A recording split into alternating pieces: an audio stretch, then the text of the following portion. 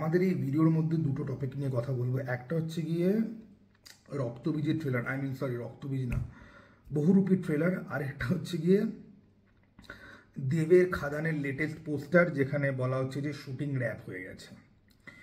এবার একটা ছোট্ট গল্প বলি, এটা ঈশপের কথামালা একটা গল্প ছিল, কাক আর কোকিলের গল্প। তোমরা অনেকে এই গল্পটা জানো, মোটামুটি যারা ছোটবেলায় পড়াশোনা করেছো বা বই ফই যারা পড়েছো তারা মোটামুটি জানো।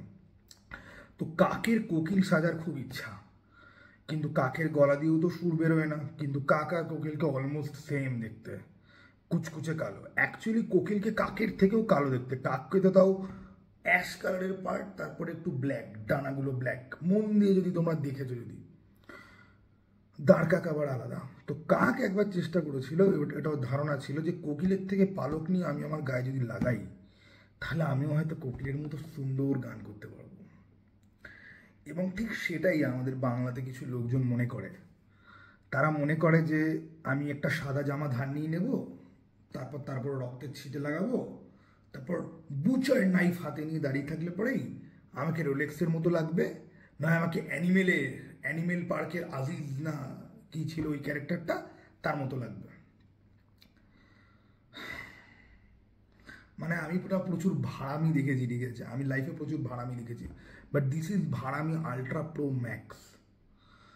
রোলেক্সের মতো না এরকম হাজার ক্যারেক্টার আছে যারা সাদা জামা পরে রক্তারক্তি করে বেড়াচ্ছে, আর ওরকম বুচার নাইফ নিয়ে খুনো খুনি। আমি অনেক সিন দেখেছি অনেক ফিল্মে।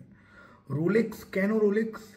কারণ গল্পে এমন একটা জায়গায় এমনভাবে তার এন্ট্রি হয় যেটা কেউ জানতে পর্যন্ত না, এবং সে এমন একটা টোন সেট করে দিয়ে যায় যেটা আমরা ভাবতে পর্যন্ত পারি না।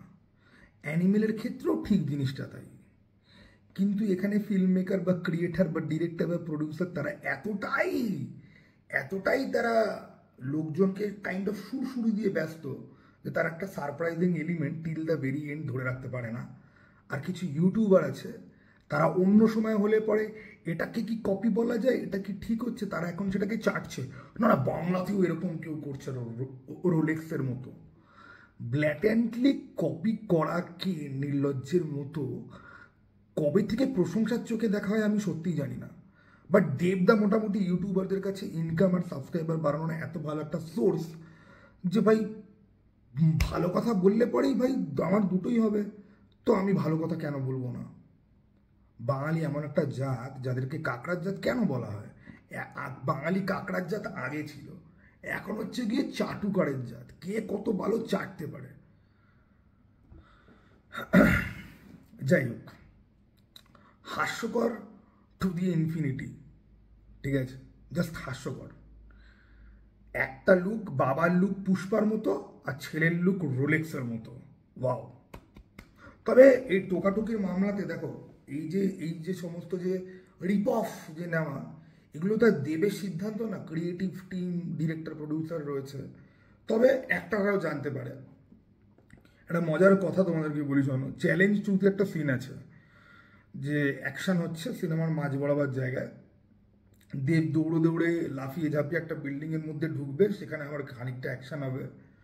তো দেবের ওই যে দৌড়ানোটা, বিল্ডিংয়ের বাইরে দৌড়ানো, তারপর ল্যাম্পোস্ট দিয়ে মুখের মধ্যে ছুরি আটকে নিয়ে উঠে যাওয়া, ওটা ডনি ইয়েনের রিটার্ন অফ চেঞ্জেন বলে একটা ফিল্ম আছে, ওখান থেকে হুবহু তোলা, বিল্ডিংয়ে ঢোকার আগে অবধি। বিল্ডিংয়ে ঢুকে যাওয়ার পরের সিনটা ওয়ান্টেড বলে অ্যাঞ্জেলিনা জোলি আর জেমস ম্যাকঅ্যাভয়ের একটা ফিল্ম ছিল, যেখানে বুলেট বেন্ড করা যেত, ঠিক আছে, বুলেট সোজা মারলেও লাগতো, আবার বুলেট এরকম হাত ঘোরালে পর বুলেট বেন্ড করতো। তো ক্লাইম্যাক্স একটা সিন আছে যে হিরোটা জানলা ভেঙে ঢুকবে লুম ফ্যাক্টরির মধ্যে, বুলেট বেন্ড করতে করতে লোকজনকে মারবে। তো একটা সময় ছিল যখন রাজাচন্দ্র চ্যালেঞ্জ 2-তে রিটার্ন অফ চেঞ্জেন আর ওয়ান্টেড থেকে সিন তুলে পাঞ্চ করে একটা সিন বানিয়ে নিয়েছিল। এবং এই রেকর্ড শুধুমাত্র চ্যালেঞ্জ 2-তে না, এরকম প্রচুর সিনেমাতে আছে। আমি তোমাদের আরেকটা এক্সাম্পল দিচ্ছি, দেবেরই কমান্ডো বলে একটা সিনেমা আসতো, কমান্ডো সামথিং, বাংলাদেশ থেকে শাপলা এন্টারটেনমেন্ট মিডিয়া, যেখানে প্রডিউসার, ডিরেক্টর, তার ছেলে সবাই নাকি খুন হয়ে গেছে বাংলাদেশে বিদ্রোহ যখন হচ্ছিল। যে কমান্ডোর একটা ট্রেলার না টিজার এসেছিল, ওটা পুরো ওয়ান্ডার ম্যান থেকে তুলে, ওয়ান্ডার ম্যান থেকে ওই ঢাল দিয়ে গুলি আটকাচ্ছে ওই সিন টাইগার শ্রফ বাগি 3-তে ঝাড়লো, সেখান থেকে আবার ঝেড়ে নিলাম আমাদের দেবদা। তারপর সেই সিনেমাটাই আর কোনোদিন আসেনি। এবার দেবদা ঝাড়েনি, দেবদা যাদের সাথে কাজ করেছে তারা ঝেড়েছে, বাট দেবদাতে একদম কিছু জানতো না, সে ওয়ান্ডার ওম্যানও দেখেনি, ইয়েও দেখেনি। এবার দেখো সে কোনোদিন গরু চুরি করেছে কি করেনি এটা তো তার্কিক বিষয়, অনেকেই বলে সে কিছু করেনি, যারা তাকে বিশ্বাস করে না তারা মনে করে করেছে। গরু চুরি করেছে কি করেনি সে আমিও জানি না, কিন্তু এই যে সিনেমা থেকে সিন চুরি, ঠিক আছে, এ তো ভাই দেখতেই পাচ্ছি। চ্যালেঞ্জ 2 সময়ও ছিল, কমান্ডোর সময় ছিল, এখনও আছে, মাঝখানেও প্রচুর জায়গাতে ছিল। এবারে আমাকে প্রচুর লোক গালাগাল দিতে চলে আসবে, ভাই তোরা গালাগাল দিয়ে, তোদের গালাগাল দেওয়াতে কিচ্ছু যায় আসে না, ঠিক আছে, কারণ আমি রেগুলার ইউটিউব করি না। আর সত্যি কথাই সত্যি কথা, সত্যি কথা বলার জন্য লোকজনকে মরতে পর্যন্ত হয়েছে, লোকজনকে এখনও মরতে হয়, সেখানে তোরা আমাকে 4টে খিস্তি দিবি, আনসাবস্ক্রাইব করবি, কিন্তু আমি যেটা জানি সেটা তো ভুল জানি না, সেটা তো তোরাও গিয়ে চেক করতে পারিস। তোরা গিয়ে চ্যালেঞ্জ 2 অ্যাকশন সিনটা দেখ, তারপরে এই ওয়ান্টেড বলে সিনেমাটা সার্চ করে ক্লাইম্যাক্সের অ্যাকশন সিন দেখ, আর রিটার্ন অফ চেঞ্জ এন্ড ডনিং এন। তোরা তো বাংলা সিনেমার বাইরে, এই ভাগাড়ে মার্কা বাংলা সিনেমার বাইরে তো কিছু দেখিস না, দুটো বাংলা, আর যদি কোনো বড় ইউটিউবার বলে তো দুটো হিন্দি আর সাউথের ফিল্ম দেখিস, তার বেশি দিয়ে এক্সপোজার তো নেই, ঠিক আছে, কারণ তোরা ল্যাঙ্গুয়েজের জন্য সিনেমা দেখিস না, বুঝিস না বলে সিনেমা দেখিস না, না তোদের টেস্ট নেই বলে দেখিস না, আই ডোন্ট নো, ঠিক আছে। তো নলেজেবল হ, বুঝলি তো, নলেজেবল হলে পরে তখন দেখবি তোদের চোখে আস্তে আস্তে করে ধরা পড়বে যে কারা পা চাটে আর কারা জেনুইন কথা বলে, ঠিক আছে। তো যাই হোক, জঘন্য টু দি পাওয়ার ইনফিনিটি এটাকেও যারা ভালো বলছে বল ভাই, কিছু যায় আসে না। আমার যদি খাদান ভালো লাগে, টেক্কা ভালো লাগে, আমি ভালোই বলবো, কিন্তু এখনো অবধি টেক্কা তো ভাই ট্রেলারে পুরো হেগে দিল, খাদান টিজার আমার এমন কিছু আহামরি লাগেনি, অত্যন্ত বাজে কালার গ্রেডিং, ওই পুষ্পা ছাপড়ি মার্কা লুক, আনরিয়েলিস্টিক কালার গ্রেডিং ভাই, ঠিক আছে, আর এরকম গল্প প্রচুর দেখে নিয়েছে, আর জাস্ট পোষায় না। আর বাংলা সিনেমা যতই চেষ্টা করুক না কেন কম বাজেটে হলিউড লেভেলের বা সাউথ লেভেলের বা হিন্দি লেভেলের কাজ করে ফেলবে, সেটা কনভিন্সিং হয় না। সেটা যদি হতো তাহলে বাঘা যতীনের অ্যাকশন সিনগুলো এত ভাগাড়ে মার্কা হতো না, ঠিক আছে। আমি দেখেছি বাঘা যতীন হলে বসে, অত্যন্ত জঘন্য cinema. On to the Bahurupi trailer. দেখো বহুরূপীর দুটো টিজার বেরিয়েছে, একটা অ্যানাউন্সমেন্ট টিজার আর একটা নর্মাল টিজার, ঠিক আছে, দুটোরই আমি প্রশংসা করেছি।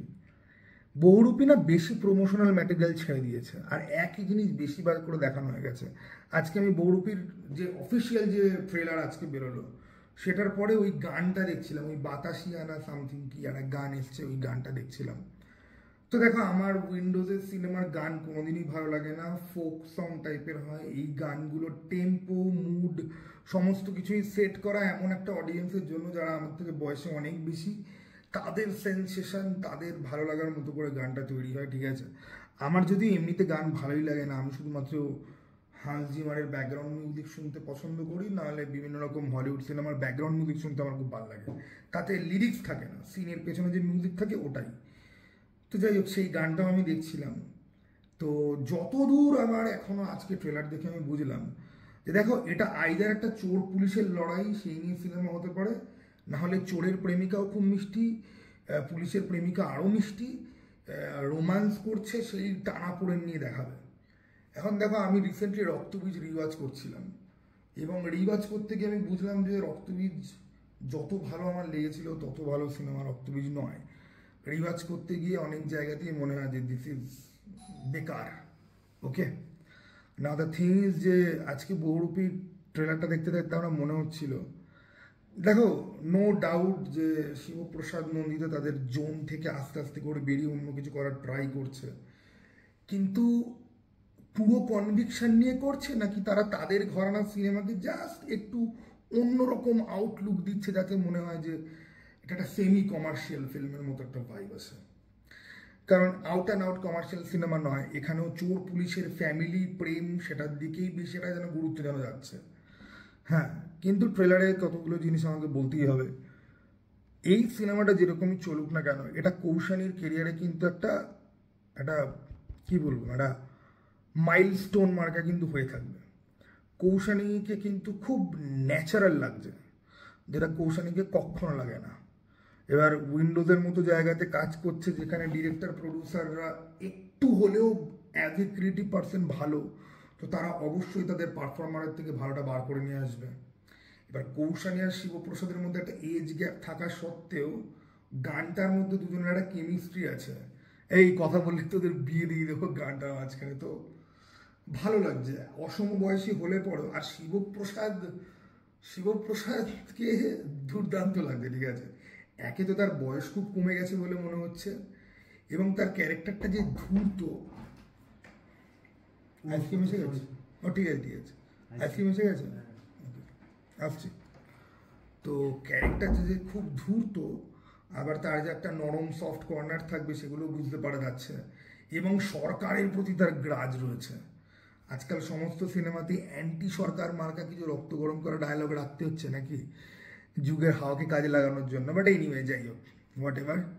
তো দেখো, সমস্ত ক্রিমিনালদেরই একটা ব্যাকগ্রাউন্ড থাকে, ঠিক আছে। তারা কোনো না কোনোভাবে সিস্টেমে এক্সপ্লয়েট হয়ে তারপর তারা সিস্টেমের এগেনস্টে কাইন্ড অফ যুদ্ধ ঘোষণা করে। আর অনেক ক্রিমিনাল তারা just by birth criminal, evil people are just evil. কিন্তু ডাকাত আর চোরদের মধ্যে না ইভিল ব্যাপারটা খুব কম। একটা ধর্ষককে তুমি বলতে পারবে যে this is a deranged unhinged man, যে পিওর ইভিল, ঠিক আছে। কিন্তু একটা চোর ডাকাতের ক্ষেত্রে ব্যাপারটা ওরকম নয়।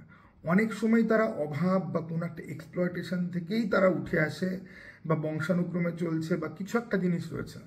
চোর ডাকাতরা কিন্তু সাইকোলজিক্যালি খুব একটা ক্রুকেট টাইপের কিন্তু হয় না, তাদের হয়তো অনেক রাগ রয়েছে, অভাব রয়েছে। তো সেরকম একটা দেখলাম শিবপ্রসাদের ক্যারেক্টারটার মধ্যে একটা বিপ্লবী ডাকাত মার্কা একটা ভাইব কিন্তু আছে, সেটা কিন্তু পাওয়া গেল। কিন্তু তিনজন ডাকাত মিলে 4 মিনিটের মধ্যে ব্যাংক খালিতে একটু হলেও বাড়াবাড়ি আমার লাগলো। তা বাদ দিয়ে ইন্টারেস্টিং, ঠিক আছে।